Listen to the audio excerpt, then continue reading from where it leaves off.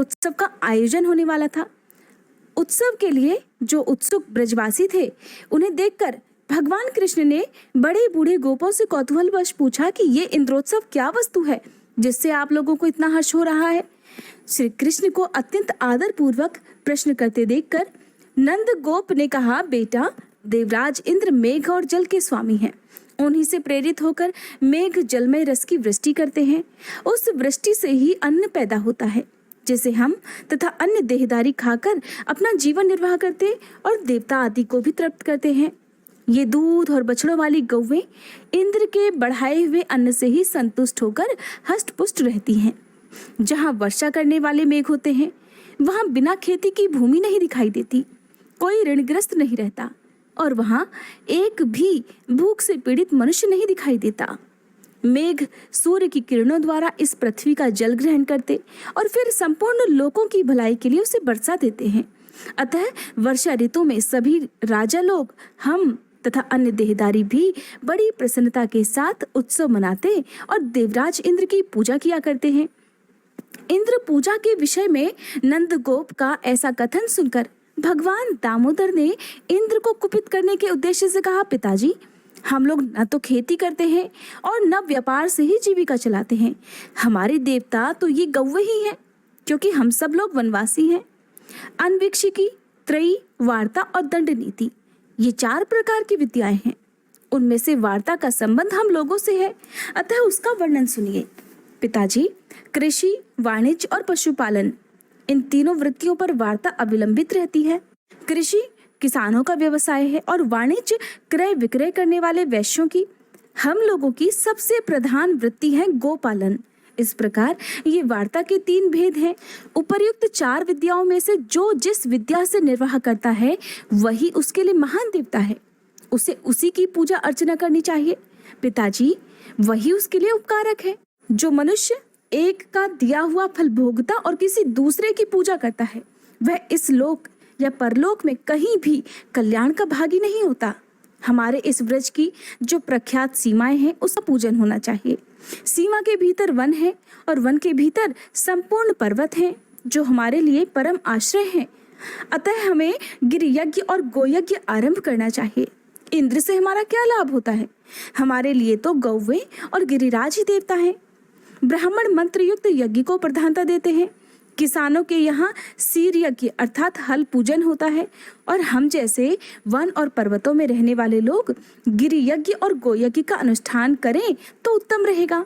इसलिए मेरा तो विचार ये है कि आप लोग भांति भांति की पूजा सामग्रियों से गिरिराज गोवर्धन की पूजा करें।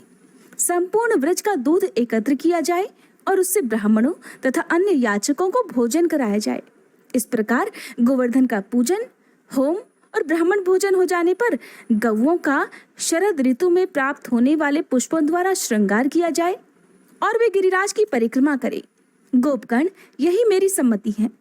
यदि आप लोग प्रेम पूर्वक ये यज्ञ करेंगे तो इसके द्वारा गौवें और गिरिराज गोवर्धन पर्वत प्रसन्न होंगे, साथ ही मुझे भी बड़ी प्रसन्नता होगी। श्री कृष्ण का ये वचन सुनकर नंद आदि ब्रजवासियों के मुख हर्ष से प्रफुल्लित हो उठे। वे कहने लगे, बहुत ठीक बेटा, तुमने जो अपना मत प्रकट किया है वो बहुत सुंदर है। हम लोग वही करेंगे। अब गिरि यज्ञ का ही आरंभ किया जाए। ऐसा कहकर ब्रजवासियों ने गिरि यज्ञ का अनुष्ठान किया। गिरिराज गोवर्धन को दही और खीर आदि की बलि चढ़ाई। सैकड़ों हजारों ब्राह्मणों को भोजन कराया। फिर गौवों और सांडों की पूजा की गई और उनके द्वारा गिरिराज की परिक्रमा कराई गई। सांड जल से भरे मेघ की भांति गर्जना करते थे। भगवान कृष्ण दूसरे रूप में पर्वत के शिखर पर जा बैठे और मैं ही मूर्तिमान गिरिराज हूँ, ऐसा कहकर गोपों द्वारा अर्पित किए हुए नाना प्रकार के अन्नों का भोग लगाने लगे और अपने कृष्ण रूप से ही गोपों के साथ पर्वत शिखर पर चढ़कर उन्होंने अपने द्वितीय शरीर गिरिराज का पूजन भी किया। फिर गिरिराज रूप में प्रकट हुए भगवान अंतर्ध्यान हो गए और गोपगण उनसे मनोवांछित वरदान पाकर गिरि यज्ञ की समाप्ति करके पुनः अपने व्रज में वापस लौट आए। व्यास जी कहते हैं, इंद्र यज्ञ में बाधा पड़ने से देवराज इंद्र को बड़ा क्रोध हुआ। उन्होंने मेघों के संवर्तक नामक गणों से कहा, बादलों, मेरी बात सुनो और मैं जो भी आज्ञा दूं उसे बिना विचारे शीघ्र पूरा करो। खोटी बुद्धि वाले नंदगोप ने अन्य ग्वालों के साथ श्री कृष्ण के बल पर उन्मत्त होकर मेरे यज्ञ को बंद कर दिया है। इसलिए उनकी जो सबसे बड़ी आजीविका है और जिनका पालन करने के कारण वे गोप कहलाते हैं, उन गौओं को मूसलाधार बारिश से पीड़ित कर दो। मैं भी पर्वत शिखर के समान ऊंचे ऐरावत पर सवार होकर वायु के सहयोग से तुम लोगों की सहायता करूंगा। देवराज की ऐसी आज्ञा पाकर मेघों ने गौओं का संहार करने के लिए बड़ी भयंकर आंधी और वर्षा आरंभ कर दी। एक ही क्षण में पृथ्वी, दिशाएं और आकाश धारा प्रवाह वृष्टि के कारण एक हो गए। वर्षा के साथ ही वायु भी बड़े वेग से चल रही थी। इससे कांपती हुई गौएं प्राण त्यागने लगी। कुछ गौएं अपने अंक में बछड़ों को छुपाकर खड़ी थी। जल की तेज धारा बहने से कितनी ही गायों के बछड़े बह गए। बछड़ों का मुंह अत्यंत दयनीय हो रहा था। वायु के वेग से उनकी गर्दनें कांप रही थी, मानो वे आर्त होकर मंद स्वर में श्री कृष्ण से त्राही त्राही की पुकार कर रही हूँ। भगवान ने देखा गौओं, गोपियों और ग्वालों से भरा हुआ संपूर्ण ब्रज अत्यंत पीड़ित हो रहा है। तब उन्होंने उनकी रक्षा करने के लिए इस प्रकार विचार किया, जान पड़ता है कि सब देवराज इंद्र की ही करतूत है। अपना यज्ञ बंद होने से वे हम लोगों के विरोधी हो गए हैं। इस समय मुझे समस्त ब्रज की रक्षा करनी चाहिए। ये गोवर्धन पर्वत बड़ी बड़ी शिलाओं से युक्त है। इसी को अपने बल से उखाड़कर मैं ब्रज के ऊपर छत्र की भांति धारण करूंगा।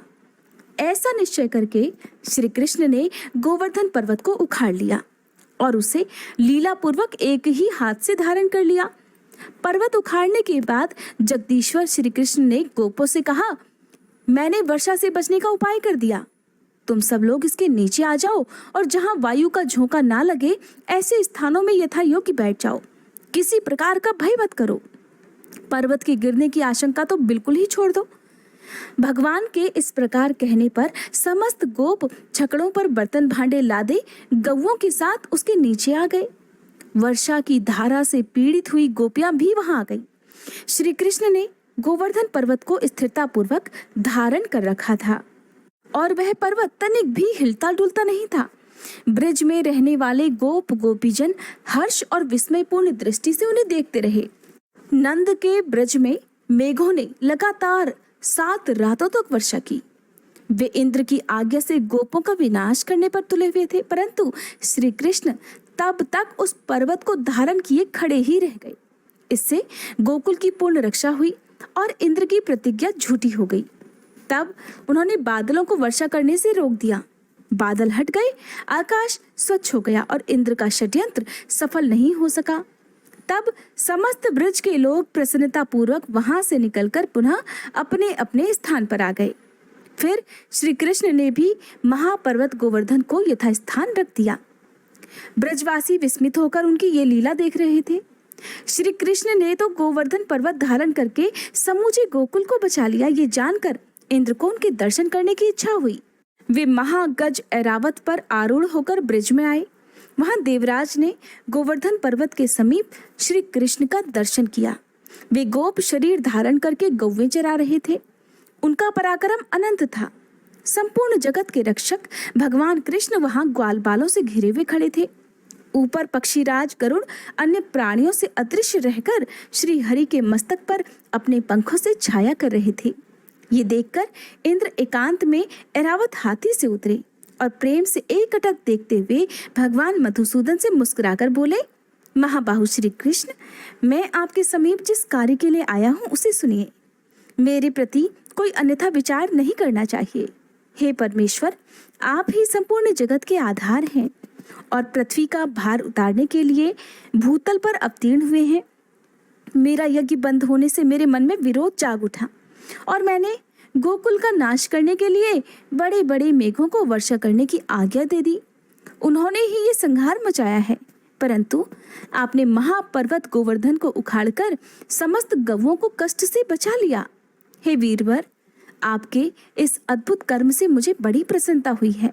कृष्ण, मैं तो अब ऐसा मानता हूँ कि आज ही देवताओं का सारा प्रयोजन सिद्ध हो गया, क्योंकि आपने एक ही हाथ से इस गिरिराज को ऊपर जो उठा रखा था। श्री कृष्ण, आपने गोवंश की बहुत बड़ी रक्षा की है। अतः आपका आदर करने के लिए मैं गौओं की प्रेरणा से ही यहाँ आपके समीप आया हूँ।